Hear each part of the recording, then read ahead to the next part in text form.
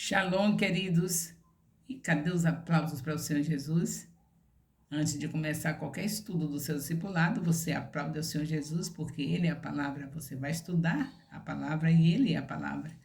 E a outra coisa que você tem que fazer é o cântico oficial, né? O cântico que vocês têm do discipulado, que está falando dos assuntos do discipulado, que o principal deles é ide e fazer discípulos. Então, a música está se referindo a isso. Nosso discipulado é um discipulado de excelência, porque temos a palavra lida e comentada, e a palavra é viva e eficaz. Quando nós meditamos de dia e de noite na palavra, nós somos como árvore plantada junto a ribeiros de águas, que dá o seu fruto na estação própria, cujas folhas não caem, e tudo quanto fizer prosperará. Por isso, mais um capítulo hoje. Hoje não é somente um capítulo, na verdade são 2 capítulos. É o capítulo 47 e o capítulo 48. Estamos finalizando o livro de Ezequiel.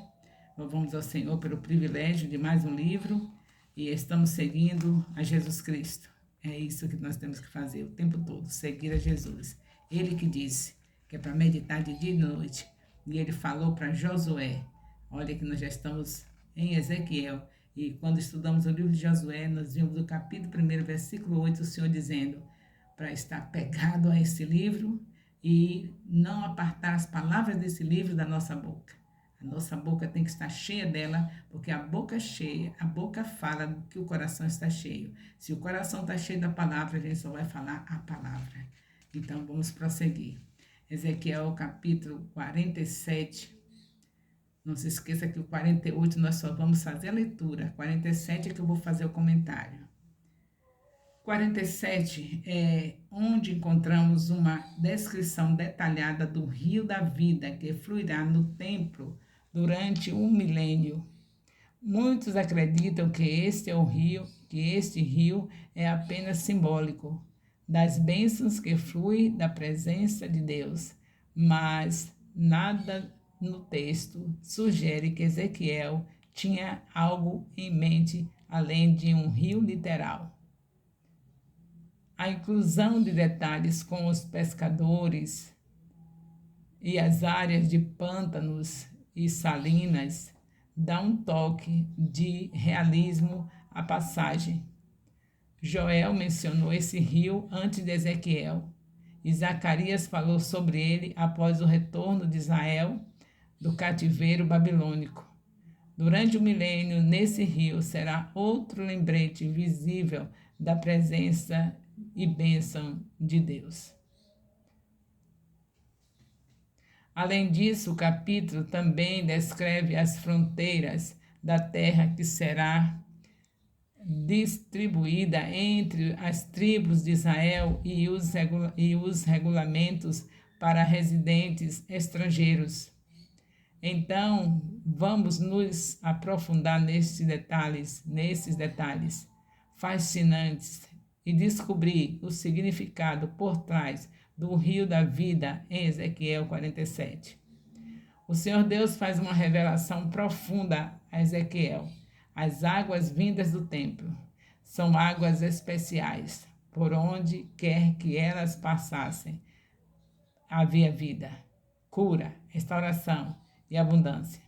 Ezequiel fica receoso a princípio de entrar nessas águas, mas o anjo o conduz para cada vez mais fundo e em dado momento Ezequiel precisa nadar nas águas do templo. Assim é conosco, Deus nos convida a mergulhar em suas águas, nas águas que fluem do trono. Mergulhe na correnteza de Deus, é uma corrente de bênção, vida e vida em abundância. Louvado seja Deus. Ezequiel 47, de 1 a 6, fala da visão do rio que flui do templo. A visão que flui do templo, do rio que flui do templo. Então, Ezequiel 47 começa com a descrição do rio da vida que flui do templo em Jerusalém durante o período do milênio. O capítulo começa com a visão de Ezequiel de água saindo do templo, fluindo para o leste e depois para o sul do altar. O texto destaca que a água flui diretamente da presença de Deus.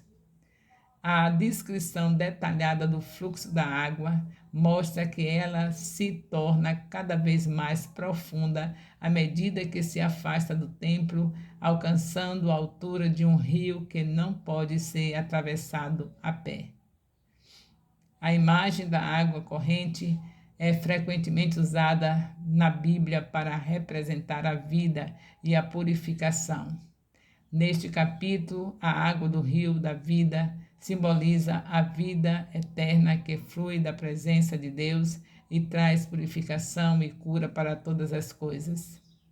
É importante notar que a água flui do templo, o lugar onde Deus habita, mostrando que todas as bênçãos do milênio têm origem em Deus e sua presença.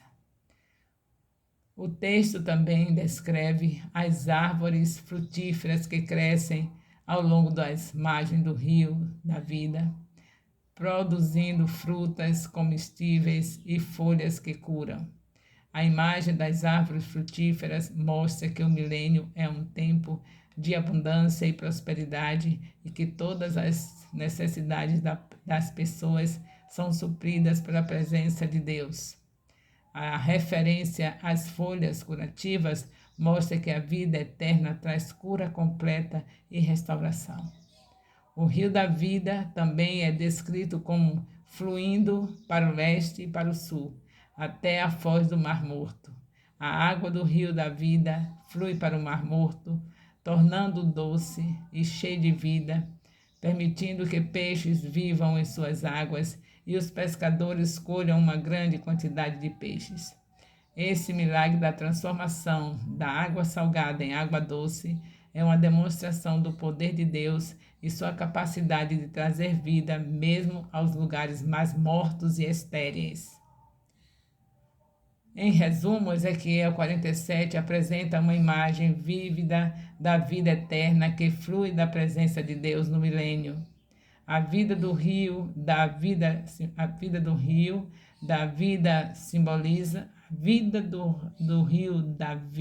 simboliza a purificação e a cura que Deus traz, enquanto as árvores frutíferas representam a abundância e a prosperidade que Deus concede.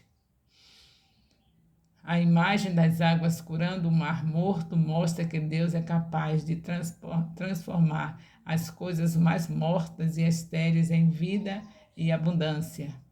O milênio é um tempo de bênçãos e prosperidade, com todas as necessidades das pessoas atendidas pela presença de Deus. Ezequiel 47, de 7 a 12, fala da cura, a vida que vem da água. O capítulo 47 de Ezequiel continua descrevendo a visão do rio da vida que flui do templo em Jerusalém durante o milênio. Nesta seção do texto, a visão se concentra nas águas do rio e sua capacidade de cura e vida. A visão começa com Ezequiel saindo do rio e observando as árvores frutíferas que crescem em ambas as margens do rio. O texto descreve que essas árvores produzem frutas comestíveis durante todo o ano e folhas que curam. A imagem das árvores frutíferas mostra que o milênio é um templo de abundância e prosperidade e que Deus fornece tudo o que as pessoas precisam. Além disso, o texto descreve como o rio da vida flui em direção ao leste para Arabá, entrando no Mar Morto. A água do rio da vida é capaz de transformar a água salgada e estéril em Mar Morto, em água fresca. Estéril do Mar Morto em água fresca, permitindo que os peixes vivam e os pescadores colham grande quantidade de peixes. A imagem do Mar Morto se transformando em um corpo de água vivo e cheio de vida, é um poderoso testemunho do poder transformador de Deus. O texto continua a descrever as diferentes profundidades do rio da vida, À medida que se afasta do templo, no início a água é apenas um filete, mas depois se torna tão profunda que não pode ser atravessada a pé. A imagem das águas profundas do rio simboliza a vida eterna e a profundeza das bênçãos de Deus. Louvado seja Deus. Ezequiel 47, de 13 a 14. De 13 a 14. Nesta sessão de Ezequiel 47, Deus fala sobre as fronteiras da terra prometida para Israel durante o milênio. O Senhor reafirma sua promessa de dar a terra a Abraão e a seus descendentes e define as fronteiras exatas da nação durante o milênio. A promessa de Deus a Abraão foi uma promessa eterna e essa promessa ainda é válida. Mesmo que Israel tenha sido exilado e disperso, Deus ainda tem um plano para eles e vai cumprir sua promessa. A visão de Ezequiel enfatiza a fidelidade de Deus em manter suas promessas. Deus prometeu a terra para Israel, mas isso não significa que eles tenham o direito de possuí-la sem responsabilidade. Precisa ter responsabilidade. É a mesma coisa da nossa salvação em Cristo. A gente precisa ter responsabilidade. Não é isso? Nós estamos salvos, mas precisamos ter responsabilidade. Por quê? Porque não vai perder a salvação? Sim, não vai perder. Porque uma vez filho, nunca vai deixar de ter filho, mas vai apanhar. E é bonito, um filho mal criado que apanha. Isso é honra para o pai, nem para a mãe, quando o filho faz provocação, procedimento que os pais têm que estar disciplinando. Bonito para o pai é aquele filho obediente, que quando chega às pessoas, ele diz: aqui é meu filho, obediente, abençoado, e ele confirma tudo isso diante das pessoas, com a maneira que atende as pessoas, como está ali sem dar trabalho para os pais. Isso é que é bom, e nós precisamos ser filhos desse nível. Não é porque a gente está salvo de graça que a gente vai ser irresponsável. Tem que saber que nós devemos fazer boas obras para glorificar o nome do nosso Pai que está nos céus. O Senhor Jesus Cristo fala sobre isso lá em Mateus, capítulo 5, 6 e 7, Sermão do Monte. Ele mostra a nossa responsabilidade como salvos. Fomos salvos de graça, mas para vivermos glorificando ao Pai. Como glorifica? Com boas obras. Quer saber quais são as boas obras? Vai em Mateus, capítulo 25, de 31 a 46, e você verá como Jesus vai nos chamar naquele grande dia. Então, se ele vai chamar daquele jeito, porque são essas obras que nós temos que fazer para glorificar o Pai. Como fizemos, ele na hora que chama, vinde bendito do meu Pai, ele vai dizendo todas as obras que nós fizemos para glorificar o Pai. E todos os filhos de Deus vai ter que ter aquelas obras que glorificam o Pai, porque para isso ele nos capacitou através do seu Espírito. Então, a mesma coisa é com Israel, não é porque Deus escolheu esse povo especial e que eles vão ficar fazendo o que eles bem entendem, e vocês viram que toda vez que fizeram o que bem entenderam, foram castigados. Mas Deus não abandonou, porque ele, quando chama, ele garante. Ele escolheu, está escolhido. Ele fala que na nova aliança, que ele escolhe, entrega para Jesus e Jesus não nos lança fora. Ele diz que todos o que o Pai entregou para ele, todos nós que fomos entregues a Jesus, de maneira nenhuma ele vai nos lançar fora. Mas isso quer dizer que nós não temos que ter responsabilidade, porque sabemos que Deus está firmado em nós, no propósito que ele tem de nos salvar, de nos levar para ficar com ele. Aí a gente vai fazer ter uma vida de qualquer jeito? Não, a gente tem que ter uma vida que glorifica o nosso Pai. É isso que nós temos que entender. Mas às vezes a gente pensa que porque está garantida a nossa salvação, porque Deus nos salvou, e agora a gente pensa que vai viver de qualquer jeito porque já está garantido, né? É mesmo que a mulher casada, a mulher está noiva, ela faz de tudo para agradar o noivo, mas quando casa, ela diz: já estou casada, já está garantida, começa a mostrar as unhas, como diz a minha avó. A mesma coisa é a igreja, né? Como sabe, estou salvo, Jesus veio e salvou. Aí aconteceu o quê? Acontece o quê? Que a gente vai passando batido tudo aquilo que vai agradar ao noivo Jesus. E aí pensamos que vamos se dar bem com isso? Não. A gente não vai perder a salvação, mas vai apanhar para valer. Eu sou exemplo disso. Toda vez que eu facilito, já sabe, tomo minha surrinha. Fico pianinho, volto arrependida. Mas é isso que deve ser na nossa vida? Ficar pecando para depois voltar arrependida? Certo que se pecou tem que se arrepender, porque filho de Deus se arrepende, só não se arrepende quem não é filho de Deus. Mas acontece que nós que temos garantido por Deus é uma vida de qualidade, mas Ele garante debaixo da obediência. Se obedecer, comeremos o melhor dessa terra. Não é melhor a gente comer o melhor dessa terra? Você acha bonito o ímpio olhar para nós e ver a gente apanhando? É porque a surra dá para todo mundo ver. Quem não vê quando um crente adoece e que é por causa de. Nem toda doença, mas quando adoece, que é por causa de uma surrinha. Oh, meu Deus. As pessoas vão logo vendo, mas também estava fazendo daquele jeito e diz que é crente, né? Olha como ela vivia, olha como ele vivia, dizendo que é crente. Tem razão de Deus, esse Deus deles, fazer isso com ele, deixar ele na mão de Satanás apanhando o tempo todo, porque também é uma vida de responsabilidade. O ímpio sabe. Eles não querem Jesus, mas eles sabem que quando a gente sai do jeitinho de Deus, a gente apanha.